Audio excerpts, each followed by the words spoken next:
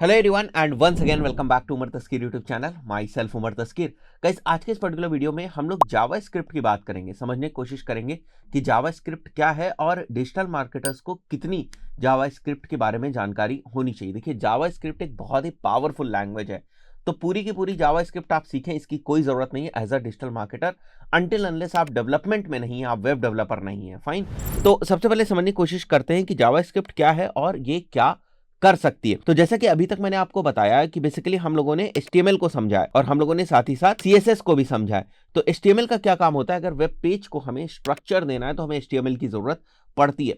वहीं पर अगर हमें इसे ब्यूटीफाई करना है तो हमें CSS की जरूरत पड़ती है। अब मान के चलते हमने एक वेब पेज जो है वो बना लिया। फॉर एग्जाम्पल, हमने यहाँ पर एक बटन जो है वो बना लिया और इस बटन के ऊपर मैंने लिख दिया क्लिक हेयर। राइट, इस पर्टिकुलर बटन के ऊपर मैंने लिख दिया क्लिक हेयर। ये चीज मैंने कैसे बनाई, ये विद द हेल्प ऑफ मैंने HTML और CSS मैंने इस चीज को क्रिएट कर लिया। अब जब कोई यूजर हमारे वेब पेज के ऊपर आएगा और इसके साथ इंटरेक्ट करेगा, इसके ऊपर क्लिक करेगा, तो क्या होगा, वो जो चीज है ना, वो ना तो HTML कर सकता है ना CSS कर सकता है। उसके लिए हमें किस चीज की जरूरत पड़ेगी, जावा स्क्रिप्ट की। तो जो हमारे वेब पेज के अंदर फंक्शनैलिटी डेवलप करने का काम होता है वो जावा स्क्रिप्ट करती है। फाइन। तो ये पर्पस है जावा स्क्रिप्ट का। अब आज के टाइम में जावा स्क्रिप्ट काफी एडवांस हो चुकी है, बहुत सारे फ्रेमवर्क्स और बहुत सारी लाइब्रेरीज जो हैं वो आ चुकी है। अभी मोटे मोटे तौर पे अगर मैं आपको फ्रेमवर्क्स और लाइब्रेरी के बारे में बताऊं तो देखिए क्या होता है कि आपको जनरली एक कोड लिखना पड़ता है। फाइन, जैसे जावा स्क्रिप्ट भी अगर आप काम करें तो बेसिकली आप एक कोड लिखेंगे।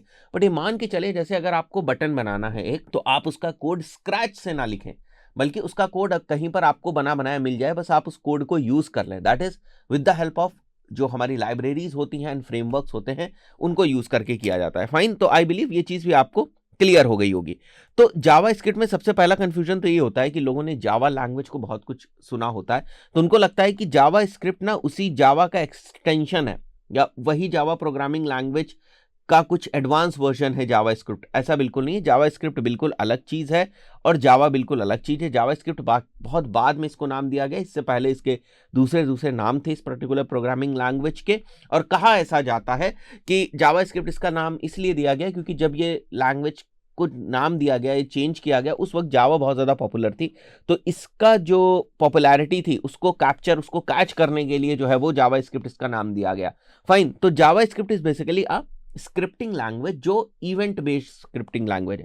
जैसे मैंने यहां पर मेंशन भी किया हुआ है, event based scripting language. Event based का मतलब क्या है, जैसे मैं बटन क्लिक के ऊपर कुछ कराना चाहता हूं तो button click is basically a event. इसी तरीके से अगर मैं पेज लोड के ऊपर कुछ कराना चाहता हूं तो page load is basically a event. तो जब आप इवेंट के ऊपर कुछ एक्टिविटी कराना चाहते हैं तो फिर आपको जावा स्क्रिप्ट को यूज करना पड़ता है। अब थोड़ा सा आप रिलेट कर रहे होंगे, डिजिटल मार्केटर्स थोड़ा सा रिलेट कर रहे होंगे कि सर पेज व्यू पर तो हम लोग गूगल एनालिटिक्स का एक कोड भी फायर करते हैं और वो वाला जो हमारा कोड होता है, गूगल एनालिटिक्स जो हमें कोड देता है, that is also a Java script.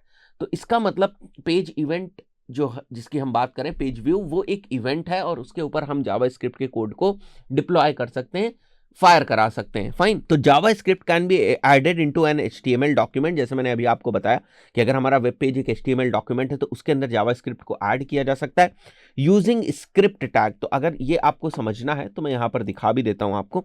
जैसे फॉर एग्जाम्पल ये GTM की हम लोगों ने यहां पर स्क्रिप्ट यूज करी। स्क्रिप्ट का मतलब सीधा से ये कि हम यहां पर जावा स्क्रिप्ट को यूज करें। तो जब कभी भी आपको इसको यूज करना होता है हेड टैग के अंदर या अपने HTML डॉक्यूमेंट के अंदर, आप जावा स्क्रिप्ट को स्क्रिप्ट टैग के अंदर जो है वो यूज करते हैं। ये आपकी जावा स्क्रिप्ट का कोड है, यहां से यहां तक जो आप देख रहे हैं, और ये स्क्रिप्ट टैग है। HTML के अंदर एक स्क्रिप्ट टैग होता है, उसके अंदर आप जो है वो जावा स्क्रिप्ट को यूज कर रहे हैं। तो आई बिलीव ये चीज अब आपको यहां पर क्लियर हो गई होगी। बहुत सारी ऐसी वेबसाइट्स हैं जो केवल जावा स्क्रिप्ट पे बनी हुई हैं, जैसे angular.js के ऊपर बहुत सारी ऐसी वेबसाइट्स हैं जो केवल angular.js के ऊपर बनी।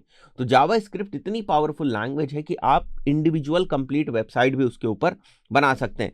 एज अ डिजिटल मार्केटर अगर आपको GTM का, ट्रैकिंग का और अच्छे तरीके से इस्तेमाल करना है तो जावा स्क्रिप्ट के फंडामेंटल्स आपको क्लियर होने चाहिए। जावा स्क्रिप्ट का जो यूज है वो A/B टेस्टिंग में भी होता है। जैसे फॉर एग्जांपल अगर मैं ये चाहता हूं कि मेरे पास एक लैंडिंग पेज है और कुछ पर्टिकुलर लोगों के लिए इस लैंडिंग पेज का जो बटन है वो ग्रीन हो जाए और कुछ पर्टिकुलर लोगों के लिए जो लैंडिंग पेज का ये वाला बटन है ये रेड कलर का हो जाए, तो जब कभी भी आप रियल टाइम में ब्राउजर के अंदर इस टाइप से चेंजेस कराना चाहते हैं, for that purpose you need to understand JavaScript. आज के टाइम में हमारे पास ऐसे बहुत सारे टूल्स हैं जो जावा स्क्रिप्ट के बेसिस पर ये काम हमको करके दे देते हैं, बट उनके बैकएंड में जो टेक्नोलॉजी का इस्तेमाल हो रहा होता है वो जावा स्क्रिप्ट ही टेक्नोलॉजी का इस्तेमाल हो रहा होता है। मैं कुछ अभी आपको एग्जाम्पल ऑफ कोड भी दिखा देता हूँ और आपको क्लैरिटी हो जाएगी।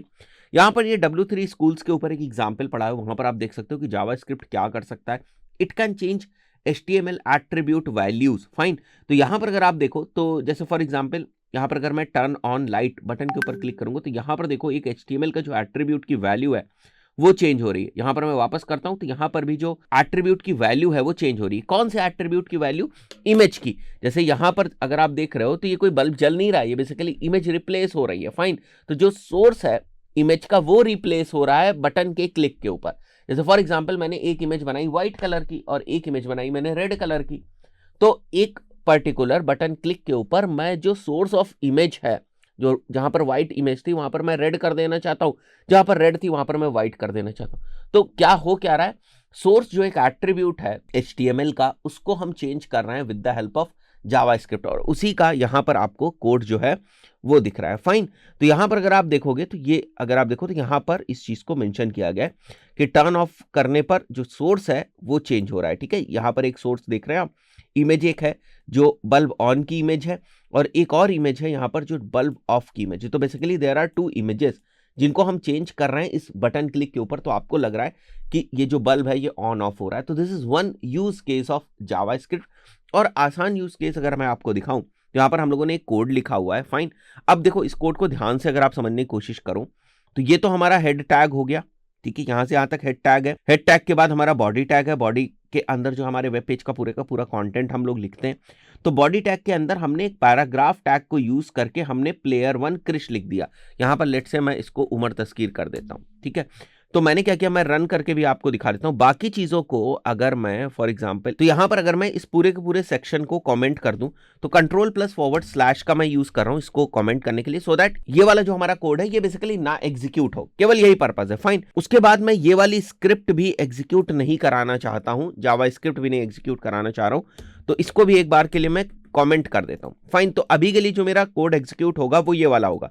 तो मैं इसको ओपन करता हूं ब्राउजर में, तो आप देखो यहां पर क्या दिख रहा है आपको, player1 उमर तस्कीर दिख रहा है।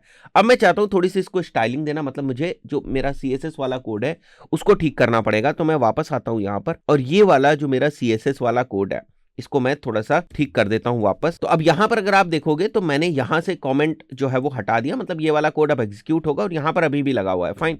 मैं फिर से सेव करके यहां पर ओपन इन ब्राउजर करता हूं। अब देखो इसके ऊपर जो CSS है वो अप्लाई हो गई। तो CSS अप्लाई होने से आप देखो ये एक बटन की तरीके से आपको दिख रहा है। बट जब मैं इसके ऊपर क्लिक कर रहा हूं, इस पर्टिकुलर बटन के ऊपर मैं क्लिक कर रहा हूं, तो मुझे कुछ भी यहां पर एग्जीक्यूट होते हुए नहीं दिख रहा है। क्यों? क्योंकि मैंने अभी भी ना यहां पर इसको स्क्रिप्ट को डिसेबल करके रखा है। अगर मैं स्क्रिप्ट को वापस जो है वो ऑन कर देता हूं और मतलब ठीक कर देता हूं, एग्जीक्यूटेबल कर देता हूं, उसके बाद मैं इसको रन करूंगा और वापस मैं क्लिक करूंगा तो आप देखोगे यहां पर जो है आपको एक जो डायलॉग बॉक्स है वो बेसिकली आपको दिख रहा है। तो this is done with the help of Java script. तो अभी आपको क्लैरिटी हो गई कि जावा स्क्रिप्ट क्या कर सकती है।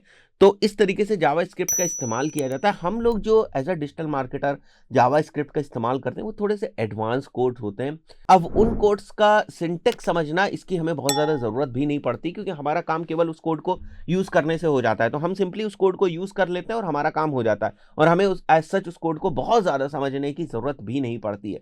बट अगर आपको जावा स्क्रिप्ट अप्लाई करनी तो इस टाइप से बहुत सारी चीजों को आपको समझना पड़ता है, फाइन। सो आई बिलीव अभी आपको थोड़े से फंडामेंटल्स ऑफ जावा स्क्रिप्ट समझ में आ गए होंगे। इस पर्टिकुलर वीडियो में इतना ही, मिलते हैं नेक्स्ट वीडियो में। Till then good bye.